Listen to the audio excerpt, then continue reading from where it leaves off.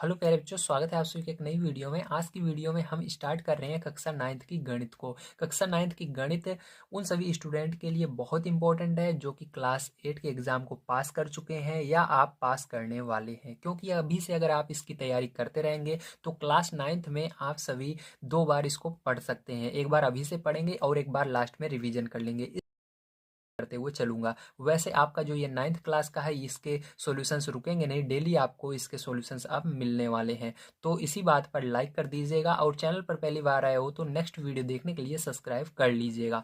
तो यहाँ पर पहला चैप्टर जो आपका है संख्या पद्धति, तो इसके अंदर आप सभी को जितने भी इम्पोर्टेंट टॉपिक आएंगे उसको मैं इसी के अनुसार, क्वेश्चन के अनुसार ही बताते रहूंगा। ठीक है, मेरा यही रूल है कि मैं आपको पहले नहीं बताता हूँ। ठीक है, जब क्वेश्चन आता है तब मैं वहां पर आपको समझा कर बताता हूँ, तब आपको ज़्यादा समझ में आता है कि यहाँ पर आखिर किस फॉर्मूले का प्रयोग किया जाता है, कैसे आएगा। ठीक है, बहुत सारे टीचर रहते हैं पहले ही बता देते हैं, तो वहां पर आप सभी कन्फ्यूजन में रहते हैं कौन सा फॉर्मूला लगेगा। तो ऐसा मैं नहीं करूंगा, आपको एक्सरसाइज बताऊंगा, उसके बाद जो जो इंपॉर्टेंट चीज़ें हैं उनको मैं इसी के साथ बताते चलूंगा। ठीक है, तो चलिए सबसे पहले हम पहला क्वेश्चन पढ़ते हैं और देखते हैं इसके अंदर हमको क्या करना है। तो पहला क्वेश्चन आप सभी को दिया गया है प्यारे बच्चों, क्या शून्य एक परिमेय संख्या है? तो आपको बताना है शून्य एक परिमेय संख्या है। क्या इसे पी बटे क्यू के रूप में लिख सकते हैं, जहां पी और क्यू पूर्णांक है और Q does not equal zero. इसका मतलब है आपसे पूछ रहा है शून्य मतलब जीरो। ठीक है, जीरो देख रहे हो ना, ये जीरो क्या एक परिमेय संख्या है? तो आपको अब सोचना होगा परिमेय संख्या आखिर किसे कहते हैं। तो चलिए कॉपी पर चलते हैं, सबसे पहले समझते हैं परिमेय संख्या क्या होती है और अपरिमेय संख्या क्या होती है। जब तक आप परिमेय और अपरिमेय में अंतर नहीं समझेंगे तब तक आप इसे नहीं कर सकते हैं सॉल्व। ठीक है, तो चलिए कॉपी पर चलते हैं और समझते हैं बढ़िया तरीके से। तो यहाँ पर सबसे पहले आइए अब समझते हैं परिमेय संख्या को। ठीक है, तो यहाँ पर डेफिनेशन अगर आप याद करेंगे तो बहुत लंबी होगी। मैथ के अंदर वैसे भी एग्जाम में आपको कभी भी क्वेश्चन के अंदर डेफिनेशन नहीं पूछी जाती, उसकी परिभाषा नहीं पूछी जाती है। ठीक है, तो यहाँ पर मैं आपको डायरेक्ट समझाने की कोशिश करूंगा और इस तरह से समझाऊंगा ताकि आपको एक एक चीज समझ में आ जाए। देखिए, परिमेय संख्याएं हम उन संख्याओं को कहते हैं जिसे हम पी बटे क्यू के रूप में लिख सकते हैं।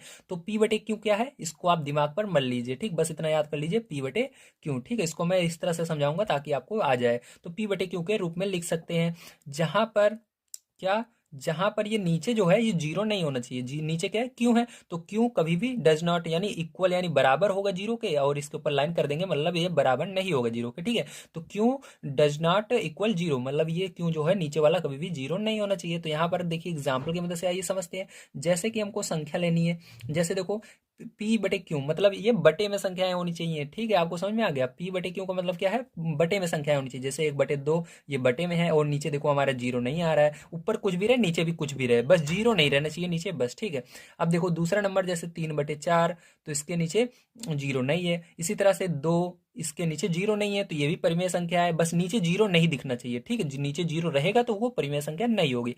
जैसे -8, तो इसके नीचे भी जीरो नहीं है, ये भी क्या है आपकी परिमेय संख्या है। तो आप बोलोगे सर इसके नीचे तो केवल ये तो एक ही है, बटे में कहाँ पर है, तो याद रखिएगा जिसके नीचे कुछ नहीं रहता उसके नीचे एक मान सकते हो ना, तो इसके नीचे एक मान लोगे, तो यहाँ पर जीरो नहीं है, एक है। ठीक, इसी तरह से जब आप देखोगे जीरो, अब आप बारी आती है आपके क्वेश्चन की, जो आपका क्वेश्चन है। ठीक है, क्वेश्चन में क्या कह रहा है, जीरो परिमेय संख्या है कि नहीं, तो देखो इसके नीचे जीरो नहीं रहना चाहिए, ऊपर भले ही जीरो रहे। क्या कह रहा है, ऊपर भले ही यहाँ पर जीरो रहे लेकिन यहाँ पर नीचे नहीं रहना चाहिए, क्यों की जगह नहीं रहना चाहिए। तो हमारा जो ये जीरो है ये कहाँ पर है, ऊपर है, तो नीचे नहीं है, नीचे क्या है, एक है। ठीक है, तो इस तरह से आपको पता लगा कि हाँ ये सब क्या है, परिमेय संख्याएं। आइए अब जानते हैं अपरिमेय संख्याएं किसे कहते हैं। ठीक है, तो देखिए अपरिमेय संख्याएं, तो अपरिमेय संख्याएं भी आपको समझना जरूरी है, क्योंकि मान लीजिए आपको आ गया एग्जाम में तो आप कंफ्यूज हो जाएंगे ना, परिमेय संख्याएं कैसे होती हैं और अपरिमेय संख्याएं कैसे होती हैं, तो उसको भी समझ लीजिए। देखिए अपरिमेय संख्याएं जो होती हैं उन्हें हम क्या करते हैं, पी बटे क्यू के रूप में नहीं लिख सकते हैं। ठीक है, तो पी बटे क्यू के रूप में जिसे नहीं लिख सकते हैं उसे हम क्या कहते हैं, अपरिमेय संख्या कहते हैं। और यहाँ पर भी जो है Q does not equal zero होता है। तो ठीक है, तो याद रखिएगा, लिखिएगा इन संख्याओं को, इन, ठीक है इसको थोड़ा लिख देता हूं, इन संख्याओं को हम पी बटे क्यू के रूप में नहीं लिख सकते। अब एग्जाम्पल आइए समझते हैं, रूप में नहीं लिख सकते। ठीक है। और यहाँ पर भी जो ये क्यों है नीचे वाला, ये जीरो नहीं होना चाहिए इसके अंदर भी, ठीक है, ध्यान रखिएगा। अब पी बटे क्यू के रूप में इसको नहीं लिख सकते, तो ऐसे दिमाग में सोचिए कौन सी संख्या है जिसको हम पी बटे क्यू के रूप में नहीं लिख सकते। तो आप कहोगे सर कोई संख्या बच ही नहीं रही, क्योंकि यहाँ पर मैंने जीरो भी ले लिया, माइनस 8 भी ले लिया, माइनस वाली संख्याएं भी ले ली, जीरो भी ले ली, और प्लस वाली संख्याएं भी एक ले लेते हैं। जैसे देखिए यहाँ पर लिया था ना मैंने 2, तो एक और ले लेते हैं 10, तो इसके नीचे भी देखिए एक हो गया। तो ये सब परिमेय में आती हैं। अब अपरिमेय वो होती हैं जिसके अंदर अंडर रूट रहता है। क्या रहता है? अंडर रूट लगा रहता है। ये इसको क्या बोलते हैं? अंडर रूट बोलते हैं, रूट बोलते हैं। बहुत सारे बच्चे इसको रूट भी पढ़ते हैं, बहुत सारे टीचर बताते हैं, या अंडर रूट भी बोलते हैं। ठीक, तो अंडर रूट सही इसका प्रोहेंसन है। ठीक है, इसको अंडर रूट ही बोला जाता है। तो ये इसके नीचे अंदर अगर कोई भी चीज रहेगी, अगर 2 रहेगा तो ये, जैसे देखो, आप कहोगे सर अंडर रूट 4 क्या परिमेय संख्या है या अपरिमेय संख्या है? तो ये गलत है, ये अपरिमेय संख्या नहीं है। क्यों? क्योंकि इसका जब आप वर्गमूल निकालोगे तो वो 2 आएगा। क्या आएगा? वर्गमूल 2 आएगा। तो ये क्या हो जाएगी? 2 एक परिमेय संख्या हो जाएगी। ठीक, तो ये नहीं होगा आपका, ये गलत है। जैसे अंडर रूट 3 है, ठीक है, अंडर रूट 5 है, जिसका वर्गमूल नहीं होता। ठीक है, तो इन सब का वर्गमूल नहीं होता है। तो देखिए यहाँ पर ये सब हो गया। तो अंडर रूट 6 है, इसका भी वर्गमूल नहीं होता है। तो ये सारी क्या संख्या है? परिमेय अपरिमेय संख्या है। और इसी के अंदर एक पाई जो होती है ये भी अपरिमेय संख्या होती है। क्या होती है? पाई भी अपरिमेय संख्या होती है। ठीक है, ध्यान रखिएगा। चलिए अब चलते हैं हम अपने सेकंड नंबर क्वेश्चन पर। तो आपको क्या लिखना है? आपका आंसर में क्या लिखना है, चलिए उसको भी मैं बता देता हूँ। तो आंसर में आपको पहले के लिखना है, हाँ, 0, 1, ठीक है, परिमेय संख्या है।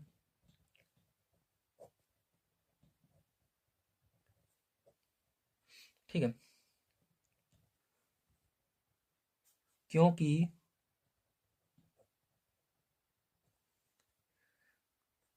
ठीक है, क्योंकि हम इसे पी बटे क्यू के रूप में लिख सकते हैं, है ना, लिख सकते हैं ना, मैंने बताया ना यहाँ पर लिख सकते हैं। तो देखिए कैसे लिख सकते हैं, इसको बाद में आपको दिखा भी देना है यहाँ पर, ठीक, ब्रैकेट के अंदर। जैसे हम लिख सकते हैं 0 बराबर, ठीक, कैसे लिख सकते हैं? 0 बराबर 0 बटे 1 लिख सकते हैं। तो यहाँ पर देखिए ये क्या है? ऊपर वाला आपका ये पी है, ये क्यों है, ठीक है, तो इसलिए ये क्या हो जाएगी? आपकी अपरिमेय संख्या, सॉरी, परिमेय संख्या हो जाएगी। ठीक है, तो इस तरह से आपको लिख कर दिखाना हो रहता है। तो यहाँ पर समझ में आया प्यारे बच्चों आप सभी को? वेरी गुड, इसी तरह से आपको करना है। ठीक है, इतना मत लिख दीजिएगा, बस इतना ही लिखना है। ठीक है, आपको ये आंसर है आपका, ये तो मैंने समझाने के लिए बताया। ठीक, बस इतना ही आपको लिखना है। हाँ, शून्य एक परिमेय संख्या है, क्योंकि हम इसे पी बटे क्यू के रूप में, क्योंकि यहाँ पर देखो पी बटे क्यू के रूप में लिख सकते हैं। फिर 0 बराबर दिखा दीजिएगा। ये ऊपर वाला क्या है आपका? ये पी है। ठीक है, यहाँ पर लिख दीजिएगा, ऊपर वाला पी है, नीचे वाला क्यू है। ठीक है, और यहाँ पर आपका नीचे वाला 0 भी नहीं है। ठीक है, तो ये हो गया आपका, समझ में आ गया। चलिए अब चलते हैं सेकंड नंबर क्वेश्चन पर और उसको समझते हैं। तो देखिए प्यारे बच्चों, सेकंड नंबर क्वेश्चन आप सभी को दिया गया है, 3 और 4 के बीच में 6 परिमेय संख्याएं ज्ञात कीजिए। ध्यान से समझिएगा क्वेश्चन को, फिर से पढ़िए। 3 और 4 किसके बीच में? 3 और 4 के बीच में 6 परिमेय संख्या ज्ञात करना है। तो बहुत आसान है। ठीक है, तो देखिए इसको निकालना बहुत आसान है। आपको जब इस तरह से प्रश्न मिलेगा तो मैं वो आपसे वादा करता हूं, अगर आप इस वीडियो को ध्यान से समझ रहे होंगे तो आपको कोई दिक्कत नहीं आने वाली है। ठीक है, अब कितनी परिमेय संख्याएं ज्ञात करनी है? आपको 6 करनी है। ठीक, तो लिखेंगे हमें 3 व 4 के बीच में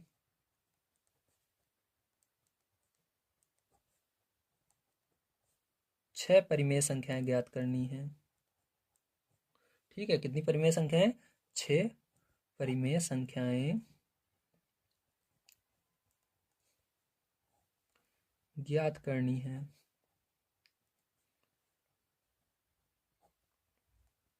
ठीक है, ये आपको ज्ञात करना है। अब बहुत सारे बच्चे देखिए जिसको ये सवाल नहीं आती है ना, अब आप भी सोच रहे होंगे 3 और 4 के बीच में 6 कैसे आएगा?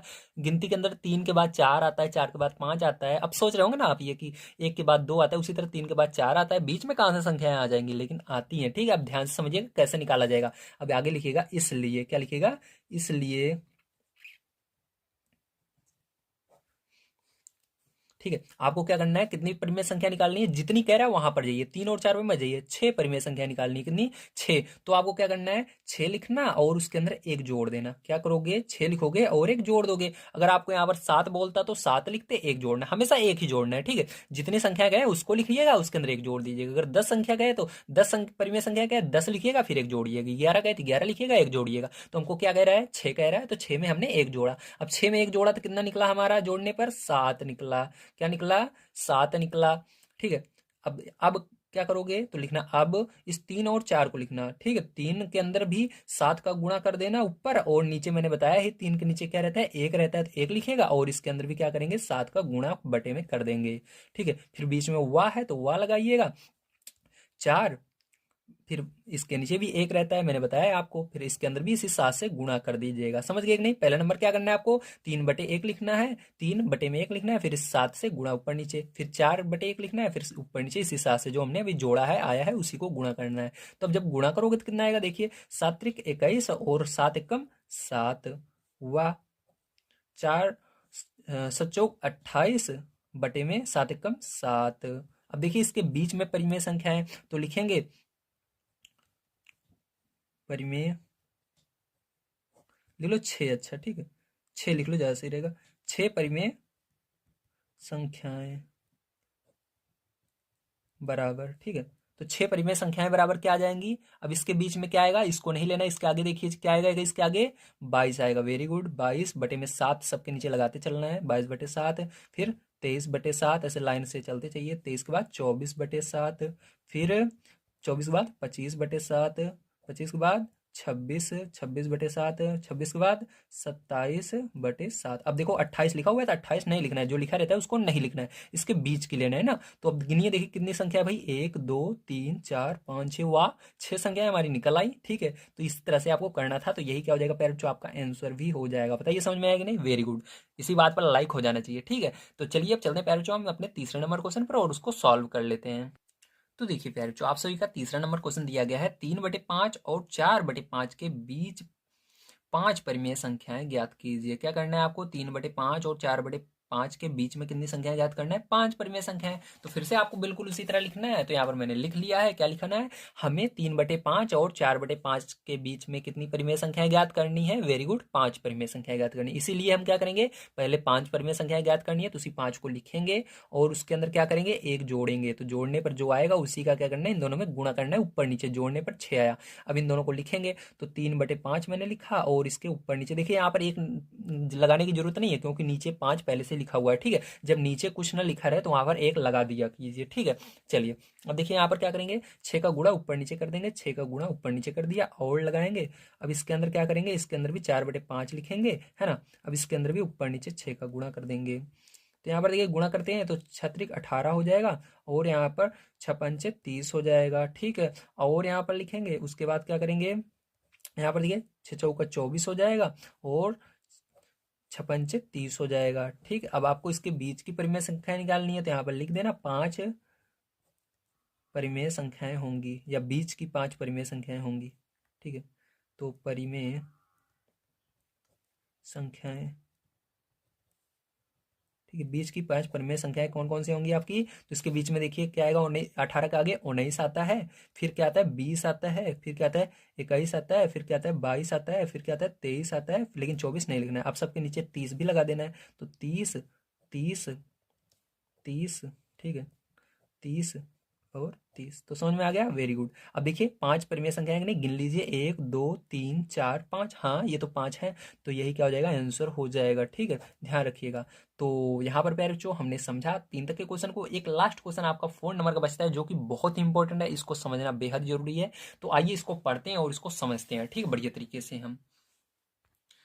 तो देखिए प्यारे, जो 4 नंबर क्वेश्चन दिया गया है, नीचे दिए गए कथन सत्य हैं या असत्य, कारण के साथ अपने उत्तर दीजिए। मतलब नीचे जो दिया गया कथन है ये सत्य है या असत्य, इसको आपको कारण के साथ उत्तर देना है। तो पहला वाला क्वेश्चन देखिए क्या दिया गया, प्रत्येक प्राकृतिक संख्या एक पूर्ण संख्या होती है।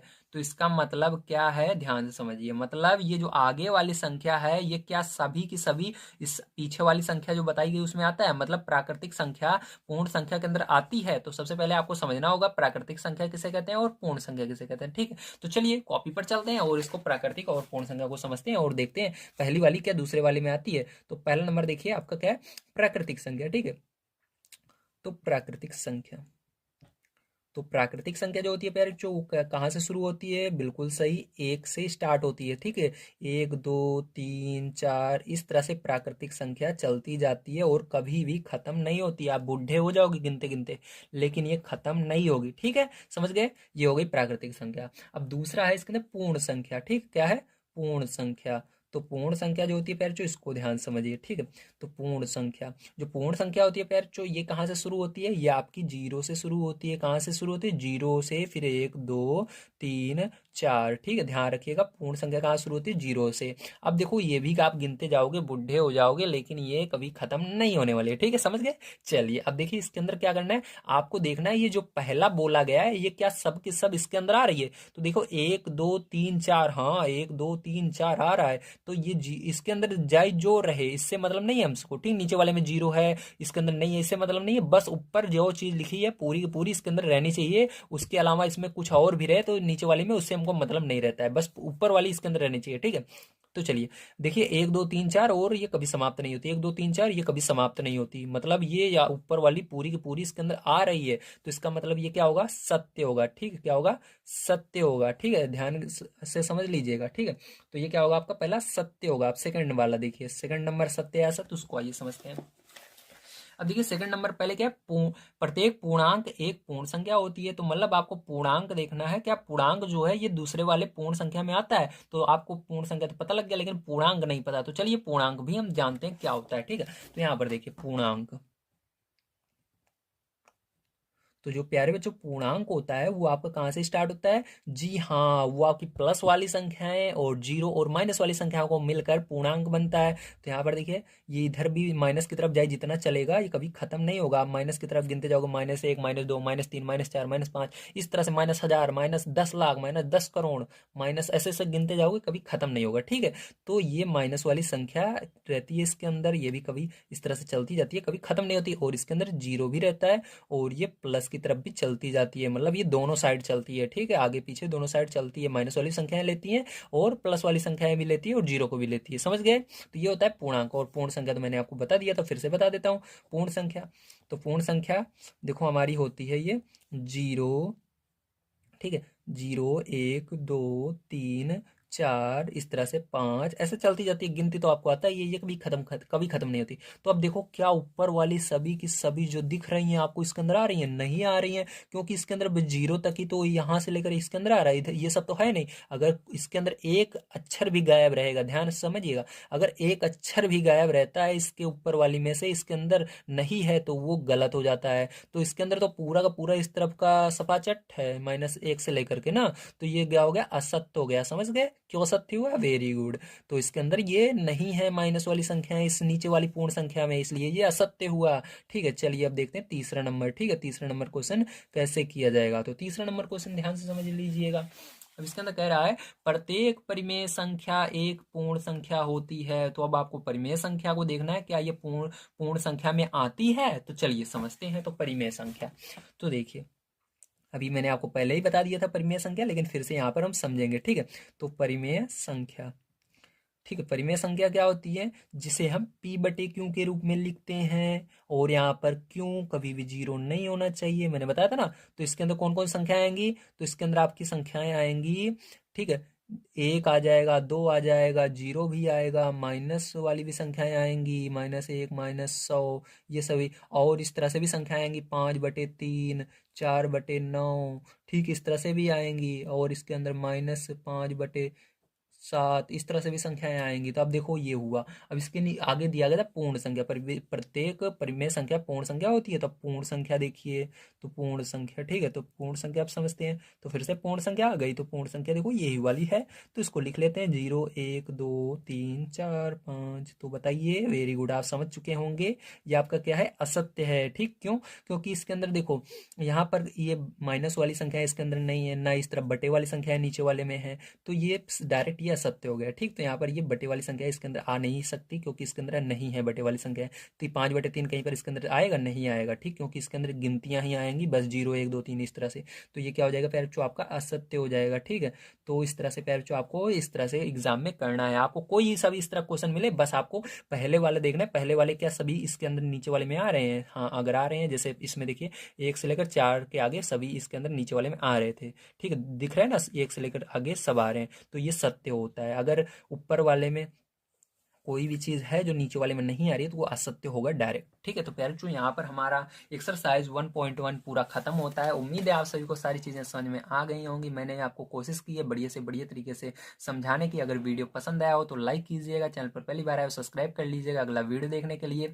मैंने आप सभी को क्लास 8 के सॉल्यूशंस प्रोवाइड कर रखे हैं। अगर आपके छोटे भाई बहन हो तो उनको जरूर बताइएगा हमारे चैनल के बारे में, और यहाँ पर वो आकर बढ़िया तैयारी कर सकते हैं। मैंने बहुत अच्छी तरीके से समझाया, एक बार जरूर उनको बताइएगा चैनल के बारे में, ताकि वो बढ़िया तरीके से पढ़ सकें और एग्जाम में बढ़िया नंबर ला सकें। अगर वीडियो पसंद आया हो तो लाइक कर दीजिएगा। अगर इसके अंदर कोई चीज़ समझ में ना आई हो तो प्लीज़ कमेंट करके बताइएगा कि आखिर क्या चीज़ आपको समझ में नहीं है। अगर समझ में आई हो तो बताइएगा, हाँ सर मुझको समझ में आ गया, सारी चीज़ें आपने बढ़िया पढ़ाया है। ठीक, तो इस तरह से मुझको मोटिवेशन मिलता है कि आप मेरे यानी आप सभी को समझ में आ रहा है और बढ़िया तरीके से वीडियो बनाने का मन करता है। तो कमेंट करना मत भूलिएगा। Thank you.